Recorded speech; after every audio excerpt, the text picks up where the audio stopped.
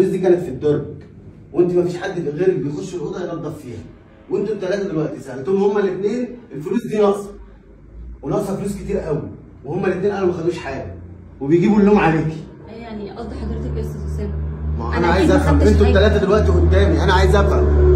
ما تردي يا مدام سامي. والله انا قلت له انا مش شاكه فيك يا هدير، بس ما اعرفش يعني احنا برضو لازم نتاكد عشان دي فلوس شغل وفلوس ناس. طب ما تردي يا استاذه سهيله. والله يعني بصراحه مفيش حد غريب في البيت غيرك، احنا كلنا مننا فينا يعني، فاللي هياخد حاجه هيكون حد غريب، صح ولا انا غلطانه؟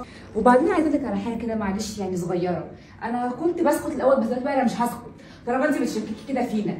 انا هدومي اللي كانت في الدولاب اللي انا بقى لسه جايباها كده كانت بتنقص، وكل شويه اقول بتروح فين بتروح فين، حتى كنت بقى شنطتك، ده معناه ايه بقى؟ ردي. شنطتي انا؟ ايوه شنطتك انت وشنطتي انا يعني. واشمعنى يعني يا سهيله الكلام ده بيتقال دلوقتي؟ يعني المفروض لما انت لقيتي هدومك في شنطتها ما خدتيش ليه موقف من الاول وجيتي وجهتيها وقلت لنا؟ اشمعنى الكلام ده دلوقتي ولا ايه يا اسامه؟ انا برضو مع سوري في الكلام بتاعها.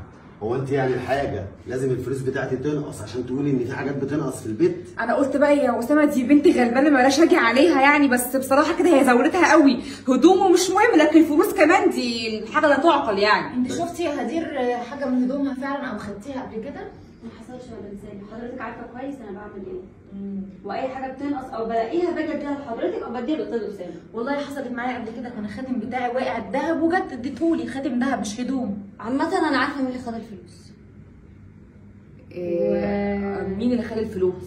وحضرتك توترتي ليه؟ انا ما توترتش، انت عارفه يعني معنى كده ان انت اللي اكيد خدتيها طالما هي عارفه. طب ما هي بتقول دلوقتي، هي بتقول، انت مالك انت اصلا؟ طيب انا هثبت دلوقتي لحضرتك مين اللي خد الفلوس ووداها فين وعمل بيها ايه. تمام؟ دي حاجه. تاني حاجه انا بعد الوقت ده انا مش هكمل تاني في البيت ده. ثانيه واحده. على فكره يا اسامه هتلاقي هي اللي واخداها وعامله حوار، وانا اللي بقول لك، وهتلاقيها بتكذب اصلا. بصي كده يا مدام سالي. ايه ده؟ والله طب ما حلو اهو، ما انت حلوه اهو بتنزلي الفلوس من البلكونه، اتفرجي كده حلو قوي الفيديو ده، وريه لاخوكي اتفرج شوف اختك بتعمل ايه.